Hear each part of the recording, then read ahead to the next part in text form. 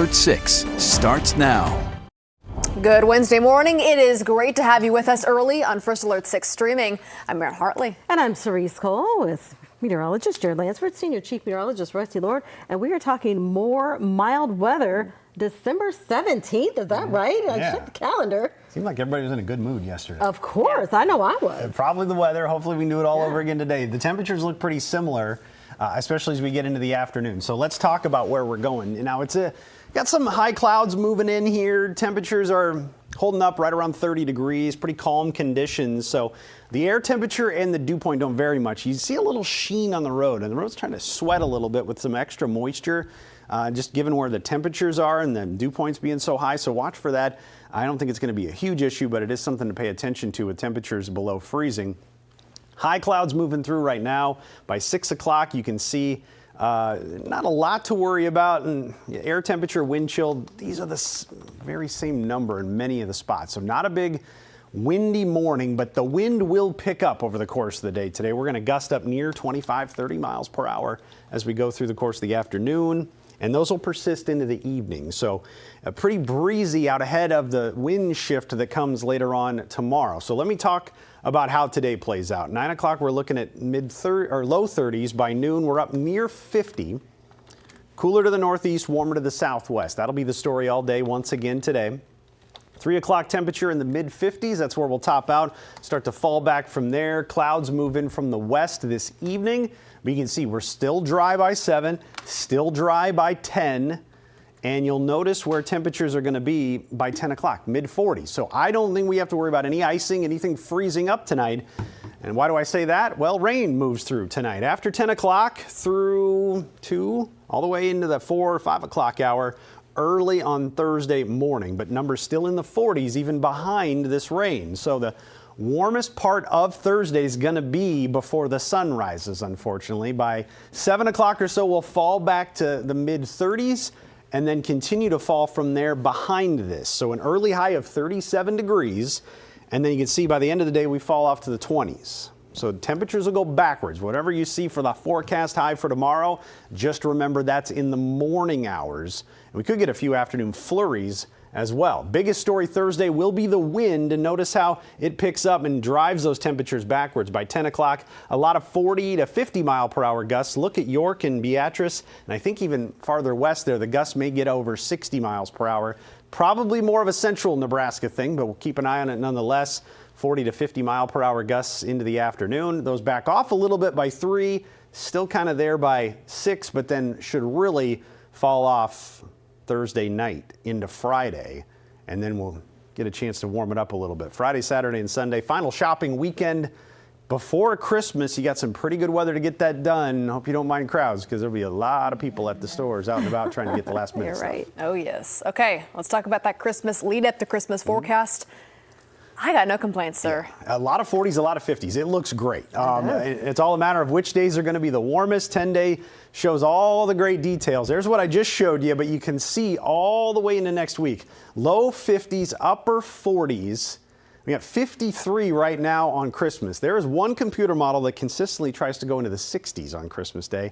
I'm not buying it yet because it's still 9 days away, but it is something I'm going to be keeping an eye on, because the record high is 67, or 57, I should say, set back in 1946, and we have 53 in the forecast for Christmas. And it even keeps going towards the end of the month, likely to be warmer than average. So likely means a lot of 40s, a lot of 50s over that stretch, and that's something we're going to be keeping a close eye on as we get closer to Christmas, because everybody wants to know. Right now, I think our odds of a white Christmas are gone, but it looks like it'll be a mild one. Even your animation Santa was pretty happy about those temperatures. He's dancing around. I was going to kick out of that. Easy night for him. Yeah. It's easy peasy. All right, Rusty, thank you. Let's get a check of the morning commute. New crash in North O. Yeah, we've had a couple of these that have popped up Okay. in parts of North O in the early going. That's been our problem spot. So let's highlight where these are. And the first one is right near a school, unfortunately. This is 38th and Binney that we're looking at this one. This is King Elementary that we're talking about. So right in this area, you need to watch for some delays, and hopefully everyone in okay shape here after what's going on here. Elsewhere, it's a little further to the north and east with our other crash. This is 24th and Heimbaugh. So this is a little bit to the north of Stores. There's Stores right there that you see. If I move out of the way, there you can see that's Stores. This is the intersection we're talking about. So a little bit further to the north from there. Watch for some emergency crews that may be present on that scene as well. Those are our two that we have. You heard Rusty mention some of that kind of sweating happening on some of those roads. Also had some of that snow melt yesterday. So where we had that, I think especially in neighborhoods with temperatures being below freezing, watch for a couple slick spots that could be present. Mostly been a pretty quiet start to the commute. We are picking traffic up on the JFK. This is right near I-80, and you're seeing things are moving, but we've had some slowdowns at times that have made their way all the way down around LQ. This is probably that in-between time. We'll get another wave here in about 15 minutes of more commuters, so be ready for it to be slower in that spot by the time you get around there. Elsewhere, though, it's mostly moving pretty well. A lot of where you're seeing our delays are either very busy intersections like 90th and Dodge, where it's a little bit slow, or areas where you have construction, like what we have here on Douglas, right around the 24th area or so, where we've had some lane restrictions at times. So we are looking at most roads moving along pretty well. Just keep an eye out for those construction areas and those couple of crashes that I highlighted in North O as areas where things are struggling a little bit. We'll keep you posted on the latest with either of those crashes. All right, Jared, sounds good. Thank you. Well, everybody's talking about it. Omaha's own boxing champ, Terrence "Bud" Crawford, going out on top. Crawford announcing his retirement in a 5.5-minute YouTube video where he thanked Omaha for supporting him and the doubters for inspiring him. A First Alert 6 stopped by B&B Sports Academy. That's the North Omaha Gym Crawford Open with longtime head trainer Brian McIntyre. McIntyre, who many know as Bo-Mac, has been with Bud since the beginning. It's a bittersweet moment, but man, just the history that he made and just being from Omaha, Nebraska, what's to make it more special.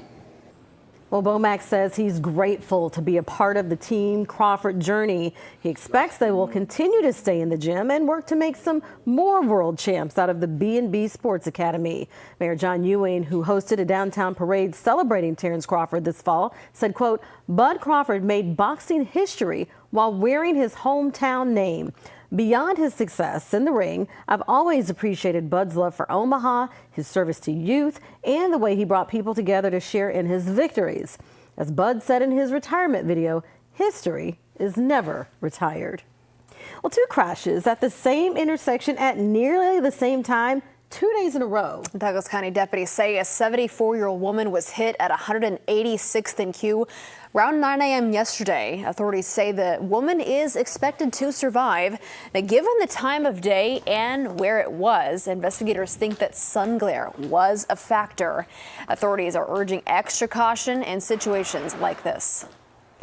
You're a pedestrian, make sure that you can do as much as you can to be seen, but at the end of the day, if you're driving a vehicle, you got to make sure that that route that you're intending to take is clear for you to take. Well, authorities say they're not issuing a citation against the driver at this time, but they will continue to investigate. All right, I'm at the safety desk with our Maria Cade. And Maria, as we get closer to the holidays, some people feel excited, but others also feel a bit overwhelmed. Yeah, it can be a lot. You think of all the holiday parties, stress, maybe buying gifts, coordinating everything. Feeling like that, though, is pretty normal. I mean, I feel like we've all been there, right? Sure. But one way that you can cope is with setting boundaries for yourself during the holidays. So experts say setting a boundary, it's not about creating distance, but it's more about staying connected with some healthy limits. So experts say you should use clear language to set a boundary before any get-togethers in order to avoid any potential conflict. Also, keep that message consistent. So if there's a certain topic that you might want to talk about, or might not want to talk about rather, at your family dinner, continue to stress that, make that known, and then also accept that you can only control how you respond to those situations. So if you are planning to visit your family, explain beforehand how long you're staying and when you plan to leave too. Just really laying it out pretty clearly is important. It's so good to have understanding this time of year, right? Yeah. All right, Maria, thank you. And we'll be right back after this short break. Stay with us.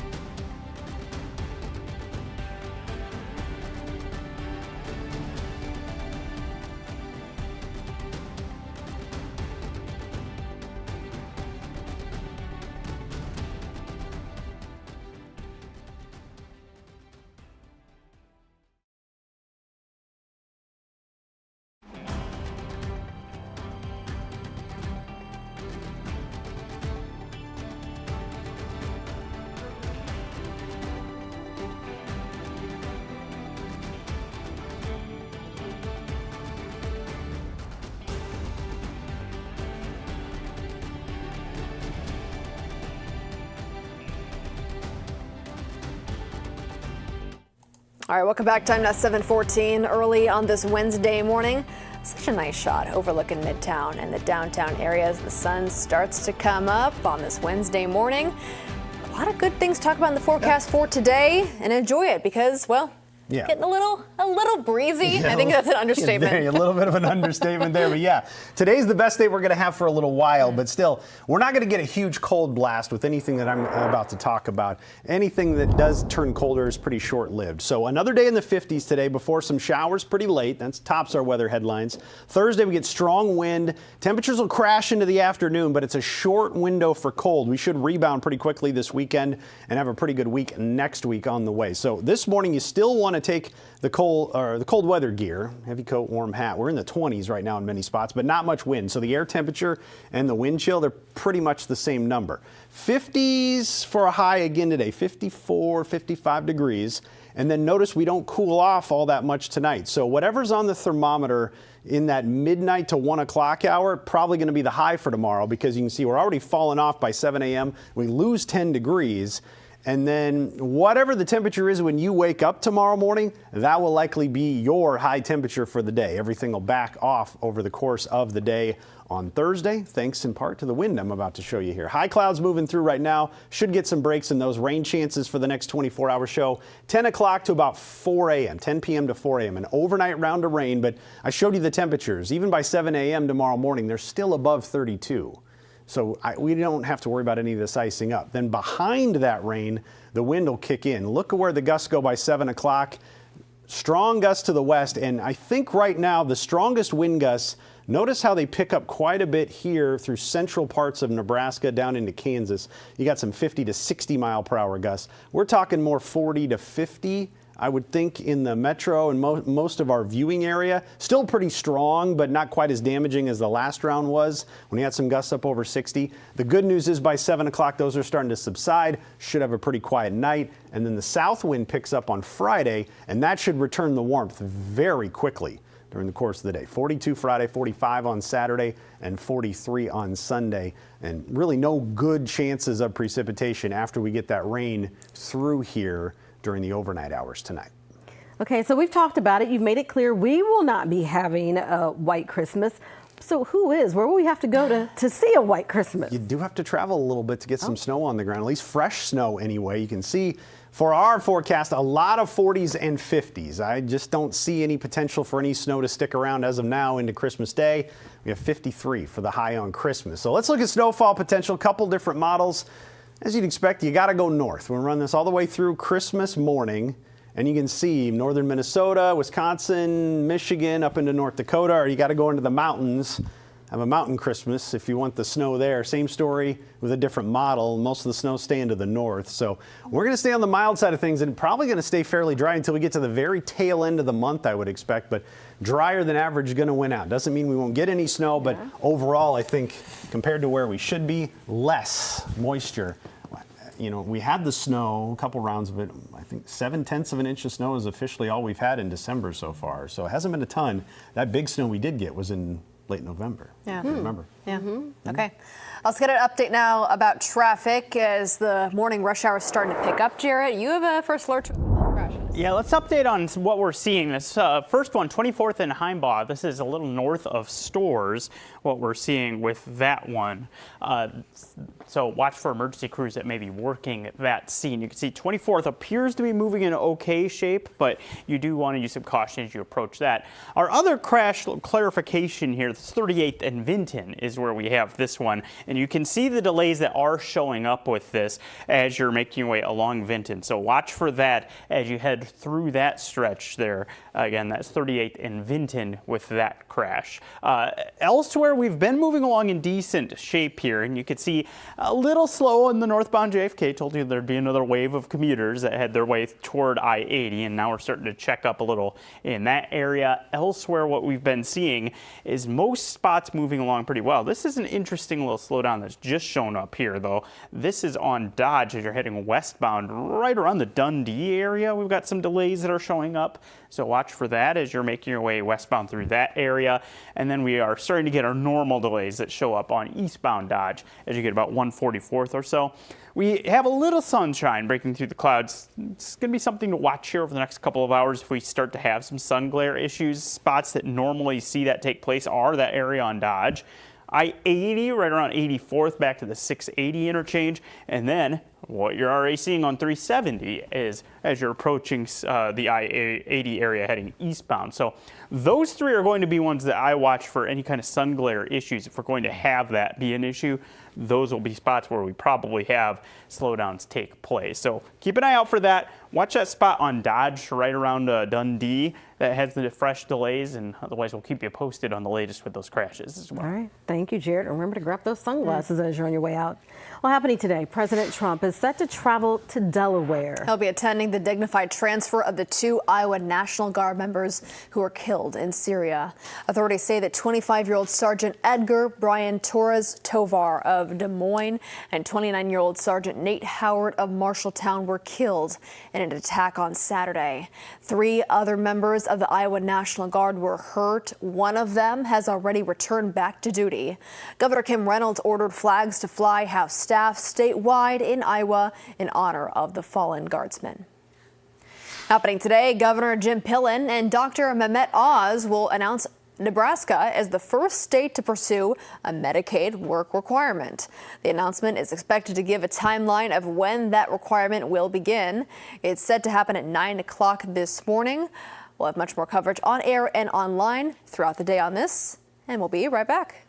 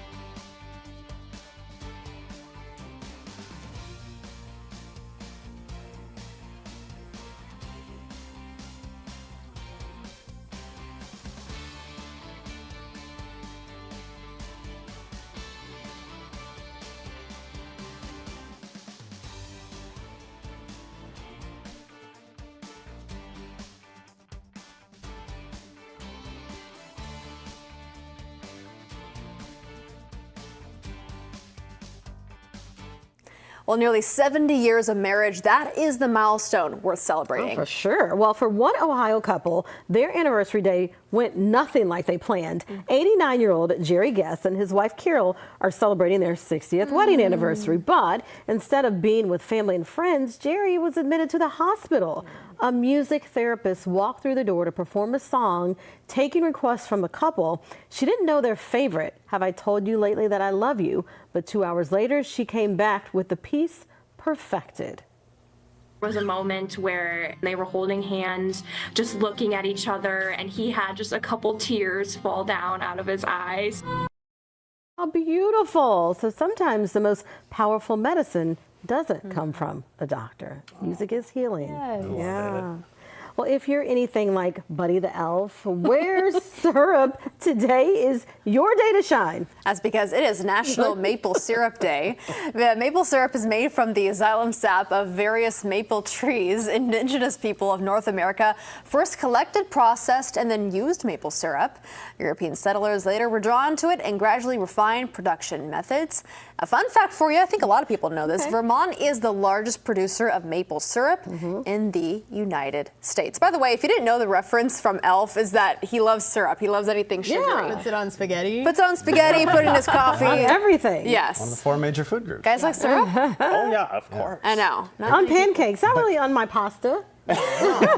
Definitely on pancakes. The keys to get log cabin is good. That, you know, that's good syrup. But the true good original stuff, the real stuff from the tree, that is top notch. Costco. Do you warm yours up? Yeah. Okay. My mom used to do that. Yeah, it's I like even better. Pancakes. I like to dip my bacon in it. Oh, I was gonna say, bacon. I have people who put their syrup on their eggs. Do you guys do that? That's a little Never much. heard of Never that. tried it. I've seen I people could see do it that. working. Yeah, like the sweet and kind of the savory. Yeah. Time for breakfast. I know. Kind of sounds like Now we're all hungry. Should be. Well, we hope you're enjoying your breakfast. Thanks so much for joining us. We're going to get ready for our update in the Today Show. Of course, you can watch it here on streaming or over our air. Have a great start to your Wednesday.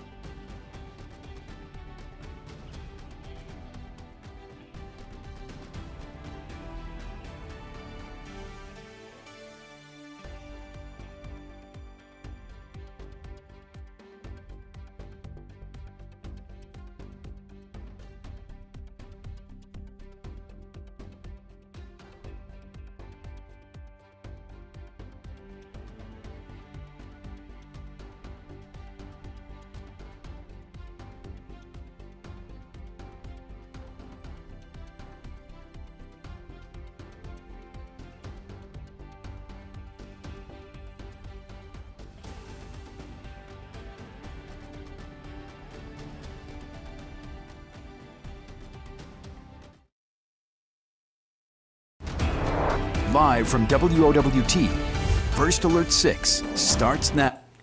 Good Wednesday morning, everybody. It is 7:26. I'm Cerise Cole. And I'm Erin Hartley. Let's get an update on the roads this morning with Jarrett Lansford. We've had a couple of crashes that have popped up in the early going here. That includes 38th and Vinton. We've had some delays at times with this one, so you want to use some caution as you head through that stretch. A little further to the north, we've had 24th and Heimbaugh, where we had some delays at times as well. So both of those you want to watch for what could be an active scene as you approach those intersections.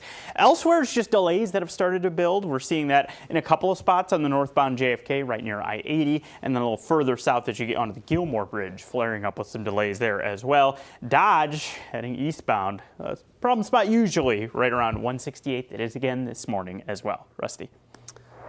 Thanks, Jared. Temperatures are in the 20s right now. So as you're starting off, just a little bit warmer out the door than what we had yesterday, but it should end up being a pretty similar afternoon. These are some clouds, some high clouds moving through that we should be able to burn through and move those out. The south winds will pick up, drag the warmth in. We'll go 25 to 30 with our wind gusts today, but you got to wait till the afternoon for those. So a little bit breezy with temperatures in the 50s as you go pick up the kids from school later on today. Heading to school, just kind of chilly, not too much to worry about, but likely just maybe a long sleeve shirt or a lighter coat by the middle of the afternoon again today. Now, rain chances will pick up tonight.